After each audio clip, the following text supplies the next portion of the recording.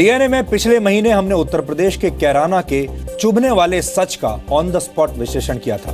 हमने आपको बताया था कि कैसे गुंडागर्दी, दहशत और खराब कानून व्यवस्था की वजह से कैराना के रहने वाले सैकड़ों परिवार वहां से पलायन करने पर मजबूर हो गए। जी न्यूज पर खबर दिखाए जाने के बाद गहरी नींद में सोया हुआ हमारा सिस्टम जाग उठा था। यहां तक कि दिल्ली में एयर कंडीशनड स्टूडियोज में बैठे डिजाइनर पत्रकार भी अपने हाथों में कैमरा और माइक लेकर कैराना के भ्रमण पर निकल पड़े थे। कैराना के पीड़ित परिवारों पर हमारी रिपोर्टिंग का मकसद था समाज और सिस्टम को कैराना के संपूर्ण सच के बारे में जानकारी देना।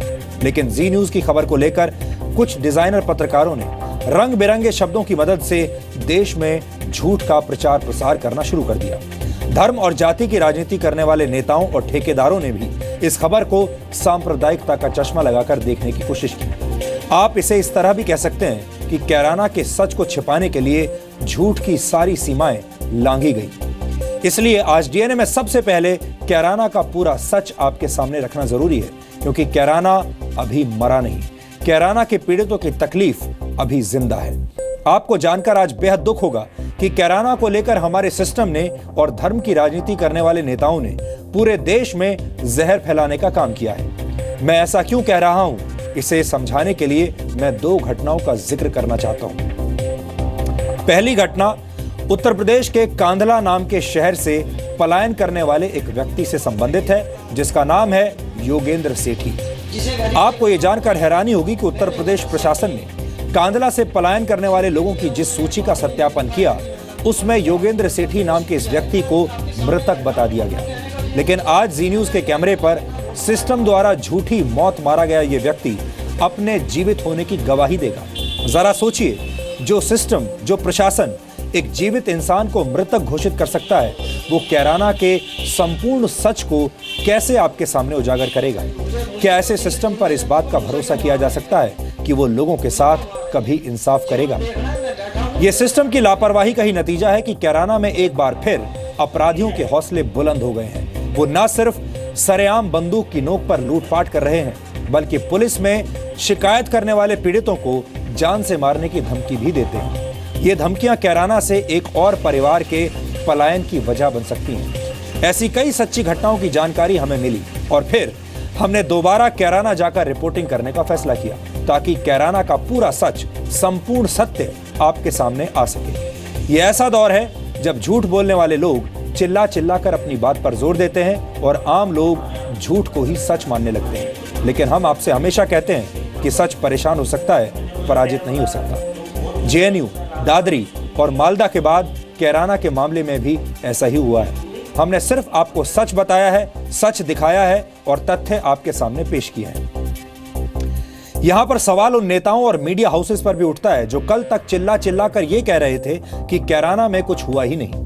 कई लोग ये भी कह रहे थे कि कैराना से लोगों ने पलायन किया ही नहीं, बल्कि वो देश के दूसरे हिस्सों में व्यापार करने और रोजी रोटी की तलाश में गए हैं, पैसा कमाने के लिए गए हैं। आज ऐसे लोगों की दूषित सोच पर सच की चोट करना जरूरी है। इसलिए आज डीएनए में कैराना एक बार फिर पूरे देश के सामने अपना दुख और दर्द रखेगा, क्योंकि सच्चाई को थोड़ी देर के लिए दबाया जरूर जा सकता है, लेकिन उसे लाख कोशिशों के बावजूद बदला नहीं जा सकता। जो सच है वो सच है, सच के साथ समझौता नहीं हो सकता।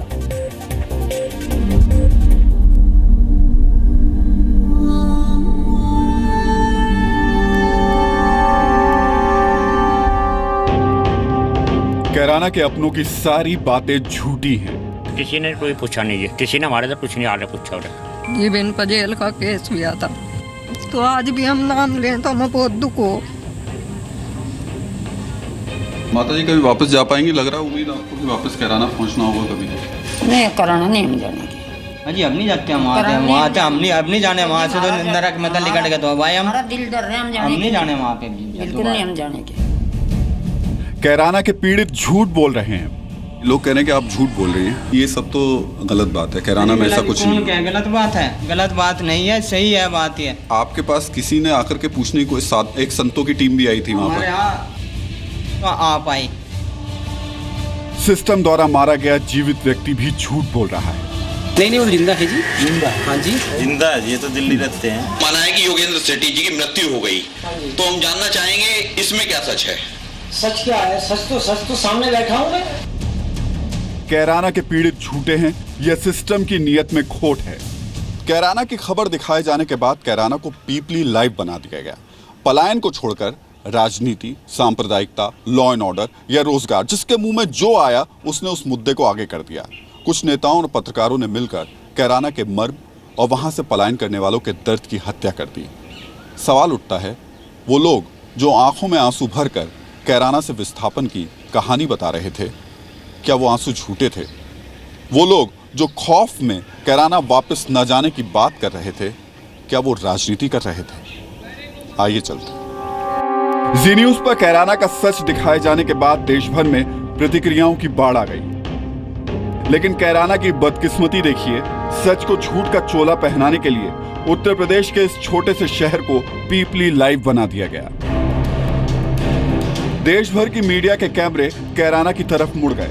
कुछ नेताओं के लिए कैराना टूरिस्ट डेस्टिनेशन बन गया और ऐसे सभी लोगों ने घंटे भर में पूरा शहर घूमकर फैसला सुना दिया कि कैराना में सब कुछ ठीक है और पलायन के नाम पर सिर्फ राजनीति हो रही है। अब तो सारे परिवारों के इंटरव्यूज आ गए कि हम अपने लिए अच्छा मुस्तकबिल तलाश करने अपने घर को बंद करके गए हैं। कश्मीर की कैराना से तुलना करना चाहते हैं, कश्मीर की यहाँ से तुलना करना चाहते हैं, ऐसे कांधला से ऐसे रणवीर हैं। BJP is trying to communalize the situation. हम जो आंख से देखते हैं उसे विश्वास करते हैं। कुछ डिजाइनर पत्रकार तो नेताओं और अफसरों से भी 4 कदम आगे निकले और इस पूरे मामले को सांप्रदायिक रंग दे डाला। रही बात सरकारी अफसरों की, तो वो सबसे आगे निकले। उन्हें रिपोर्ट बनाने की जल्दबाजी इतनी ज्यादा थी कि पलायन करने वाले पीड़ितों की सूची का सत्यापन भी चंद घंटों में पूरा कर लिया। और तो और हमारे सिस्टम ने जीवित व्यक्ति को भी मरा हुआ घोषित कर दिया। हुकुम सिंह की लिस्ट लेकर कैराना के दरवाजे खटखटाकर उसका सच बताने वाले पत्रकारों ने आखिर क्यों सरकारी अफसरों की रिपोर्ट का सच सबके सामने नहीं रखा? क्यों नहीं बताया गया कि कैसे सरकारी अफसरों ने कांधला से गए एक जिंदा शख्स को अपनी रिपोर्ट में मरा हुआ बता दिया? सबसे पहले इस मामले पर गौर कीजिए। कांधला से पलायन करने वालों की सूची की जांच शुरू हुई तो योगेंद्र सेठी नाम के व्यक्ति को मृत घोषित कर दिया गया। लेकिन सच क्या है, ये योगेंद्र सेठी से सुनिए। सच क्या है? सच तो सामने बैठा हूँ मैं। जिसे वेरीफाई करना हो कर लो। मैं योगेंद्र सेठी, जिनके लिए उन्होंने अखबार में ये लिखा है कि मैं मर चुका हूँ, मृतक घोषित किया है, मैं आपके सामने बैठा हूँ। अरे भाई, मुझे क्यों जिंदे व्यक्ति को मुझे क्यों मार रहे हैं? भाई मुझे क्यों मार रहे हैं? अब जरा सिस्टम की भी सुन लीजिए, कैसे अपनी झूठी रिपोर्ट पर गलती का पर्दा डालने की कोशिश की जा रही है। इसमें गलती से लिख गया है कि उसकी मृत्यु हो गई है, और गलती भी कुछ नहीं है। योगेंद्र राठी को ही बिट्टू कहते हैं। तो उसमें जो पड़ोसी के बयान लिए हैं उसमें उसने बताया कि योगेंद्र राठी की मृत्यु हो गई है और बिट्टू आता जाता रहता है।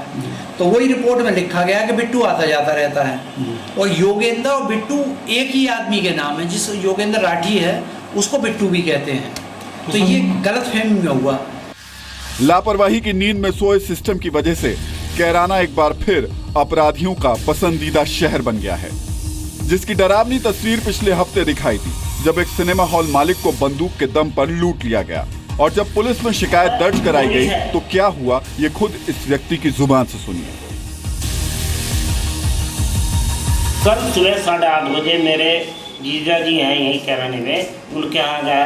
वो शख्स जो है जिसने मेरे साथ मारपिटाई की थी, उन्हें बोला कि या तो अपने साले से कहते अपनी जो FIR वापस ले ले, नहीं पहले गोली तेरे मारूंगा, दूसरे तेरे साले का मारूंगा। कैराना पर रिपोर्टिंग के दौरान हमने कई बार ये सवाल उठाया कि तमाम नेता और अधिकारी उन लोगों से क्यों नहीं मिले जो देश के दूसरे हिस्सों में रहने पर मजबूर हैं। नेताओं की नजर में ऐसे लोगों ने पलायन इसलिए किया क्योंकि इन्हें बेहतर भविष्य की तलाश थी। ये अच्छा व्यापार करना चाहते थे, रोजी रोटी कमाना चाहते थे। लेकिन सच क्या है, ये आज हम आपको बताएंगे।